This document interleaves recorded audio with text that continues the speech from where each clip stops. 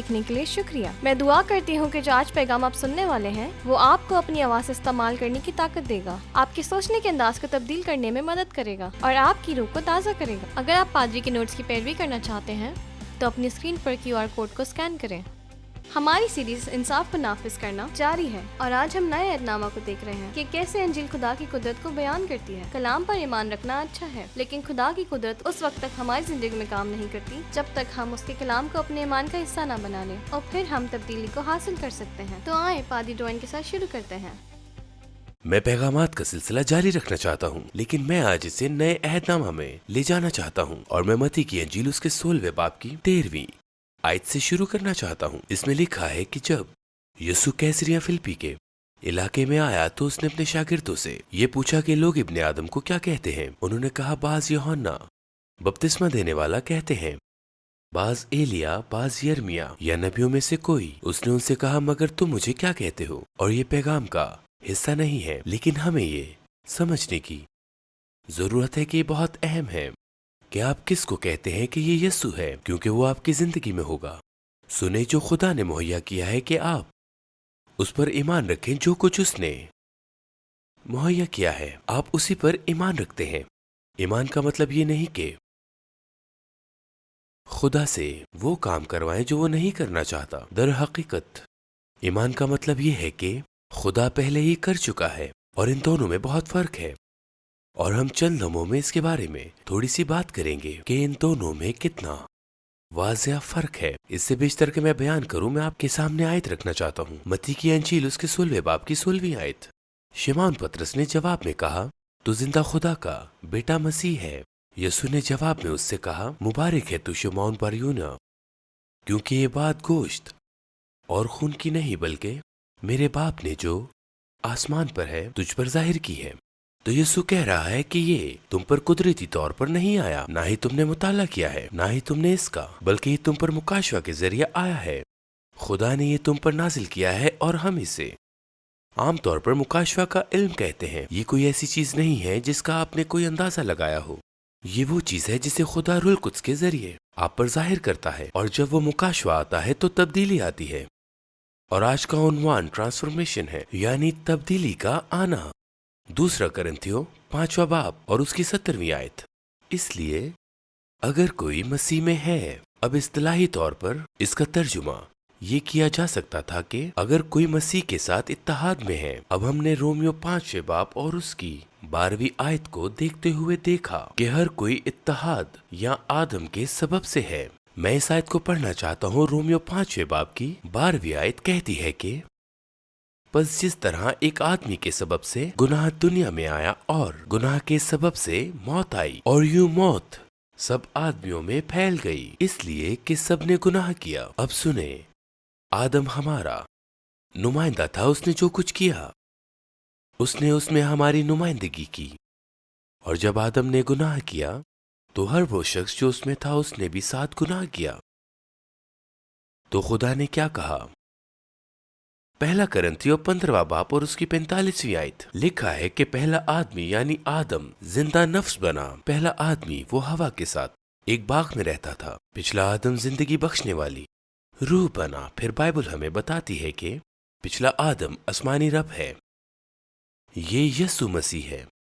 جیسے پہلے آدم کے سبب سے ہم گناہ میں آئے، دوسرا یا پچھلا آدم یعنی یسوع آیا اور وہ ہمارے لیے گناہ بن گیا تاکہ ہم مسیح میں خدا کے راست باز بنے۔ اس نے ہمارے گناہ کی ادائیگی کی، اور خدا کی نظر میں یسوع اکیلا صلیب پر نہیں گیا، وہ آپ کو بھی اپنے ساتھ صلیب پر لے گیا۔ غلطیوں 2 باب اور اس کی 20ویں آیت میں پولس کہتا ہے، میں یسوع کے ساتھ مصلوب ہوا ہوں۔ تو خدا کی نظر میں یسوع اکیلا صلیب پر نہیں تھا، جیسے پہلے آدم نے اکیلے گناہ نہیں کیا تھا، اسی طرح دوسرا آدم اکیلا صلیب پر نہیں گیا تھا، وہ آپ کو بھی وہاں لے گیا، اور وہاں آپ کے گناہ کا فیصلہ کیا گیا، اور آپ کے گناہ کی ادائیگی کی گئی، اور آپ کو اس کے ساتھ دفن کیا گیا۔ لیکن بائبل کہتی ہے کہ آپ بھی اس کے ساتھ جی اٹھے، اور پھر آپ اس کے ساتھ آسمان پر چڑھ گئے، اور آپ اس کے ساتھ آسمانی مقاموں پر خدا کے داہنے ہاتھ کی طرف حکومت اور اختیار اور ریاست اور ہر ایک نام سے بہت بلند بیٹھے ہیں۔ دوسرا کرنتھیوں 5واں باب اور اس کی 17ویں آیت کہتی ہے، اس لیے اگر کوئی مسیح میں ہے، سنیں कलीसिया में नहीं, क्योंकि आप कलीसिया में होकर भी बुरे काम कर सकते हैं।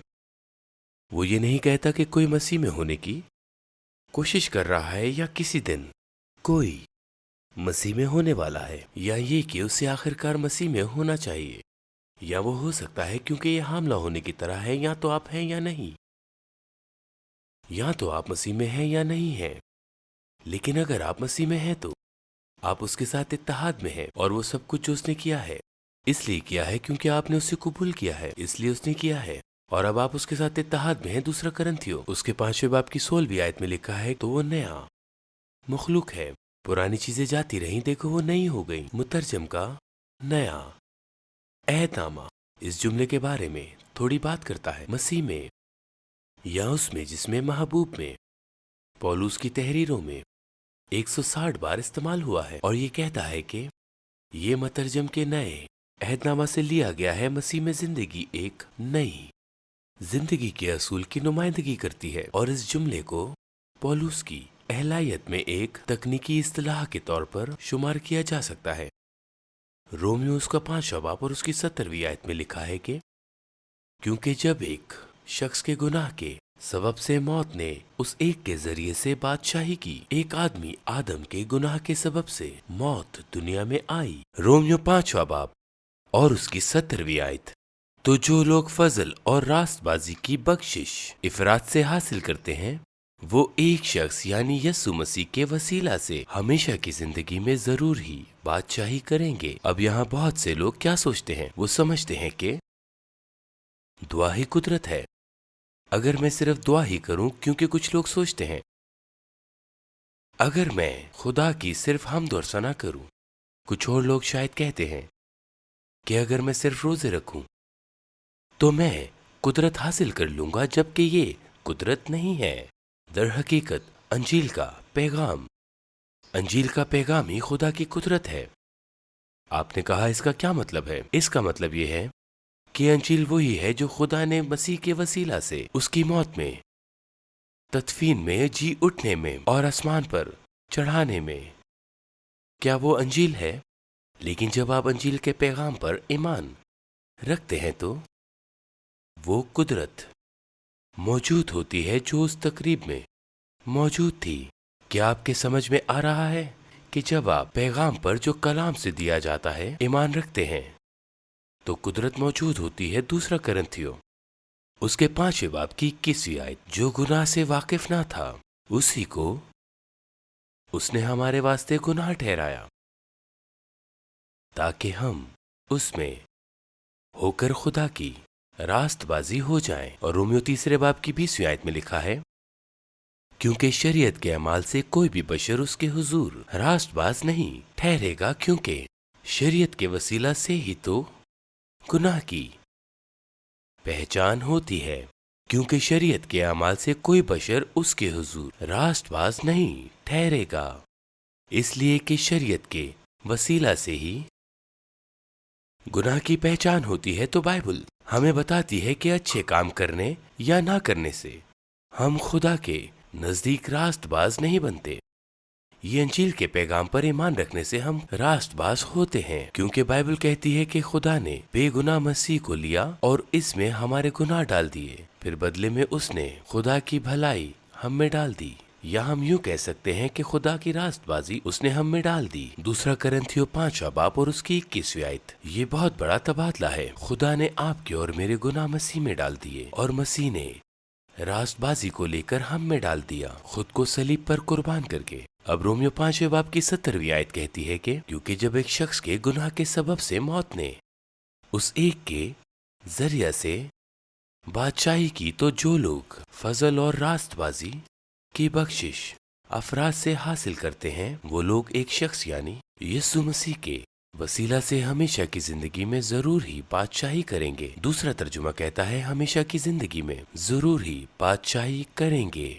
एक शख्स यानी यीशु मसीह के वसीला से हमेशा की जिंदगी में जरूर ही बादशाही करेंगे। अब मुकाशफा उसके पहले बाप में, और खुदा ने आपको हमारे खुदा के लिए एक ही बादशाही और काहिन बनाया है। इसी तरह आवाज में लिखा है कि बादशाह का हुक्म बाइख्तियार है। और रोमियो 5वें बाब की 17वीं आयत कहती है क्योंकि जब एक शख्स के گناہ کے سبب سے موت نے اس ایک کے ذریعہ سے بادشاہی کی، لہٰذا جب آدم نے گناہ کیا تو شیطان نے اس کے موقع کو استعمال کرتے ہوئے آدم کے اختیار اور حکومت اس سے چھین لی جو خدا نے اس کو زمین پر دی تھی۔ اس نے اس موقع کو استعمال کیا۔ اب آگے پڑھتے ہیں کیا لکھا ہے۔ اس ایک کے ذریعہ سے بادشاہی کی تو جو لوگ فضل اور راست بازی کی بخشش افراد سے حاصل کرتے ہیں وہ ایک شخص یعنی یسوع مسیح کے وسیلہ سے ہمیشہ کی زندگی میں ضرور ہی بادشاہی کریں گے۔ تو بائبل کہتی ہے کہ آپ کو راست باز بنایا گیا ہے، لیکن کوئی کہتا ہے خیر میں خود کو راست باز نہیں سمجھتا۔ خیر اس سے کوئی فرق نہیں پڑتا کہ آپ کیا محسوس کرتے ہیں، اس لیے بائبل کہتی ہے کہ پہلا یوحنا 3 باب اور اس کی 19 آیت لکھا ہے، اس کے بارے میں ہم اس کے حضور اپنی دل جمی کریں گے، کیونکہ اگر ہمارے دل ہماری مذمت کرتے ہیں تو خدا ہمارے دلوں سے بڑا ہے۔ اب غور کریں کہ بائبل کہتی ہے کہ آپ کو اس کے حضور اپنی دل جمی کرنے کی ضرورت ہے۔ خیر آپ یہ کیسے کر سکتے ہیں؟ آپ اپنی دل جمی کیسے کر سکتے ہیں؟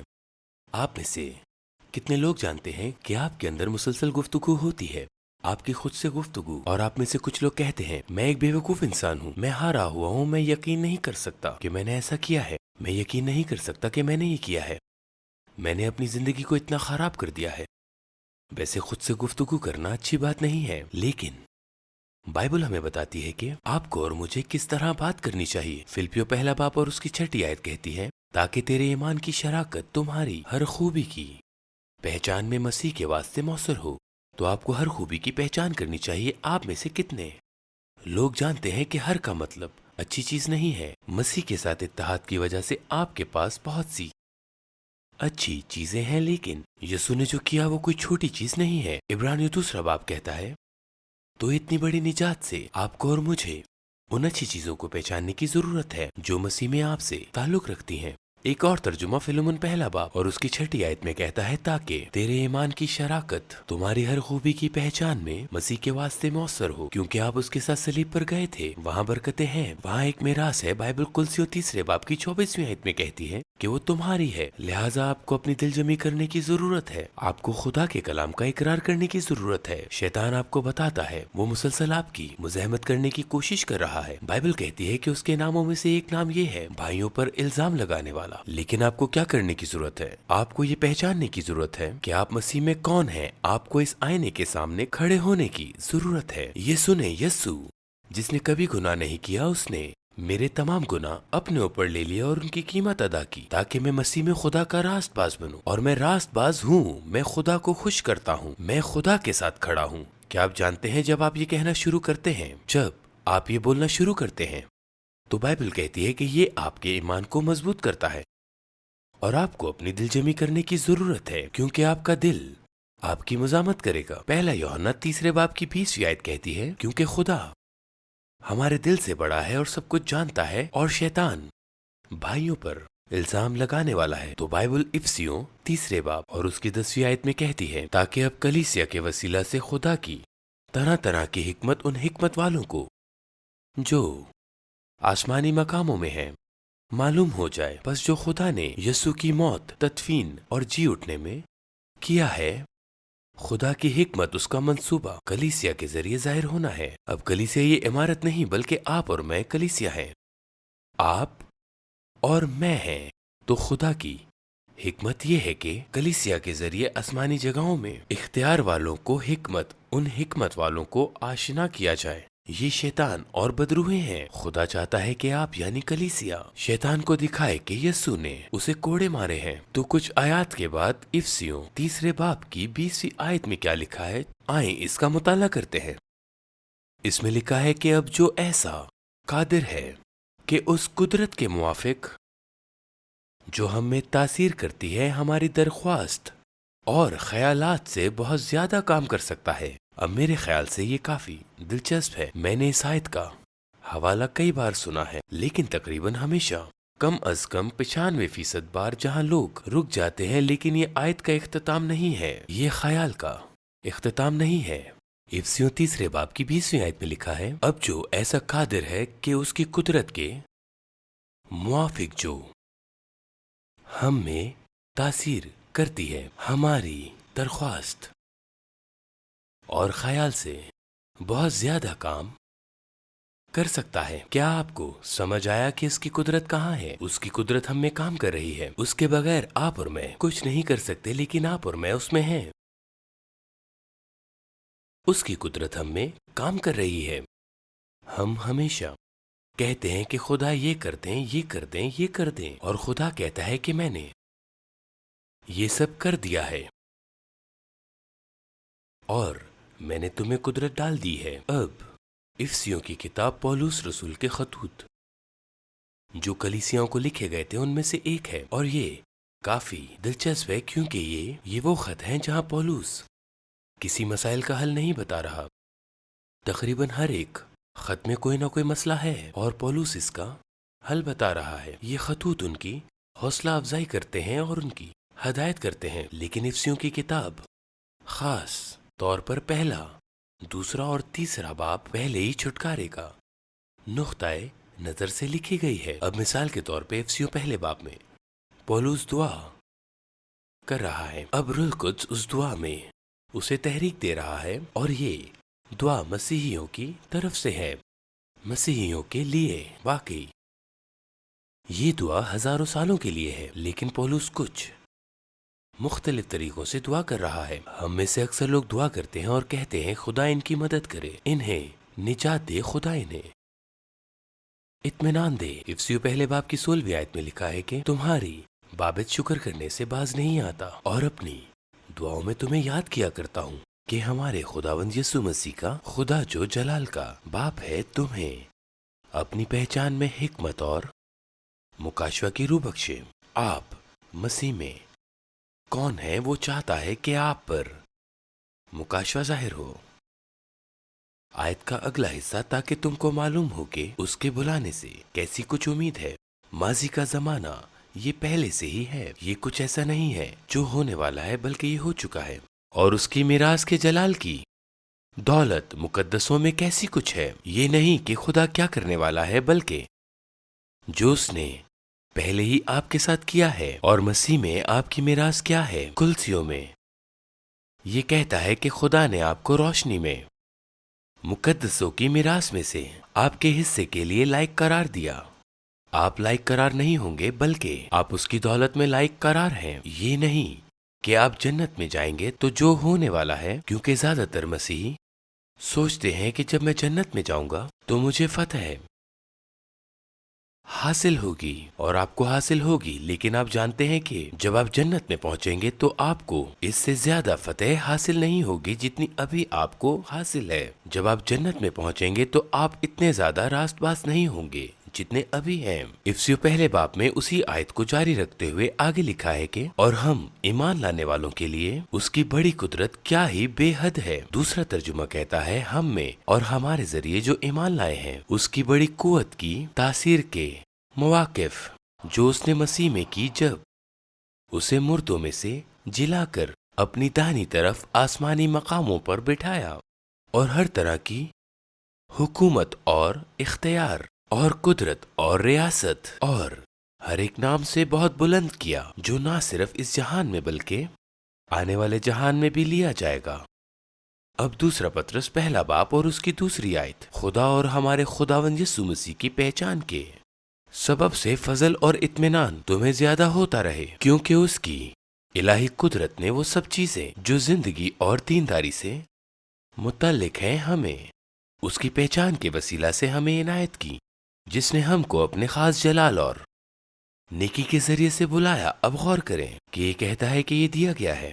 یہ وہ کام نہیں ہے جو خدا کسی دن کرنے والا ہے، بلکہ یہ وہ کام ہے جو خدا پہلے ہی کر چکا ہے، اور اس نے آپ کو وہ سب کچھ دیا جس کی آپ کو آپ کی زندگی میں، آپ کی فطری زندگی اور دینداری، آپ کی روحانی زندگی میں ضرورت ہے۔ یہ مکمل ہونے والا نہیں ہے، بلکہ یہ پہلے ہی ہو چکا ہے۔ اب یہ نجات کے بارے میں سچ ہے۔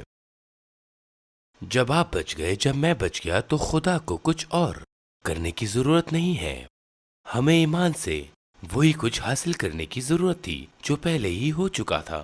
اب یہ کہتا ہے کہ یہ ان تمام چیزوں کے بارے میں سچ ہے جو زندگی اور دینداری سے متعلق ہیں۔ آپ کو نجات حاصل کرنے کے لیے خدا سے مزید کچھ کروانے کی ضرورت نہیں ہے. آپ کو امن حاصل کرنے کے لیے، شفا حاصل کرنے کے لیے خدا سے کچھ اور کروانے کی ضرورت نہیں ہے. بائبل یہ کہتی ہے کہ اس کے مار کھانے سے ہم شفا پائے. خدا کی نظر میں یہ سب کچھ ادا کر چکا ہے اور پہلے ہی ہو چکا ہے، اور ہم سوچتے ہیں کہ خدا کو کچھ مزید کرنے کی ضرورت ہے.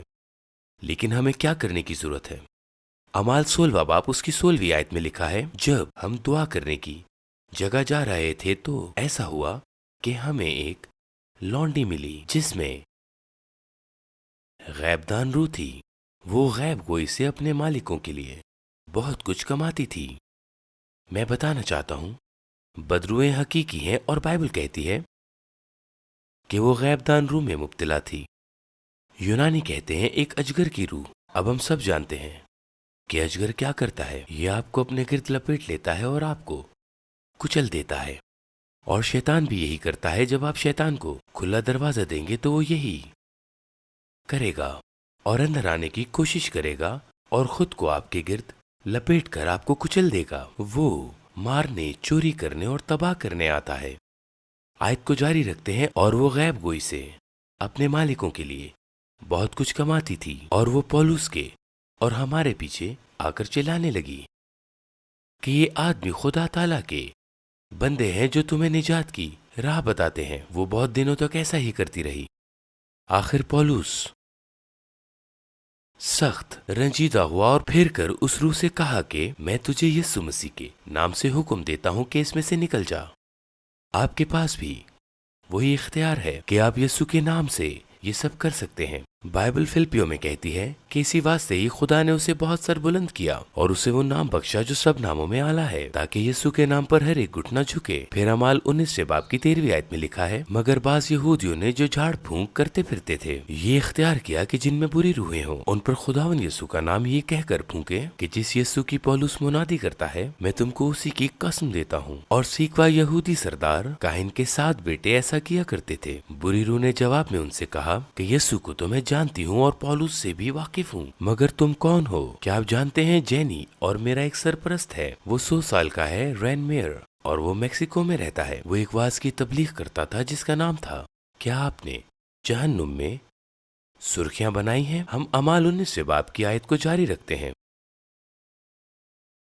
تو بدرو نے کہا کہ یسوع کو تو میں جانتی ہوں اور پولس سے بھی واقف ہوں، مگر تم کون ہو؟ اور وہ شخص جس پر بری روح تھی کود کر ان پر جا پڑا اور دونوں پر غالب آ کر ایسی زیادتی کی کہ وہ ننگے اور زخمی ہو کر اس گھر سے نکل بھاگے. یہ یہاں پہلے ننگے لوگ ہیں. شیطان نے انہیں مارا پیٹا اور ان کے کپڑے پھاڑے کیونکہ ان کا اس نام پر ایمان نہیں تھا. یسوع کو آپ کو چھڑانے کے لیے اسے خون اور گوشت سے بنے جسم میں آنا پڑا، بالکل ویسا جسم جیسا آپ کے اور میرے پاس ہے.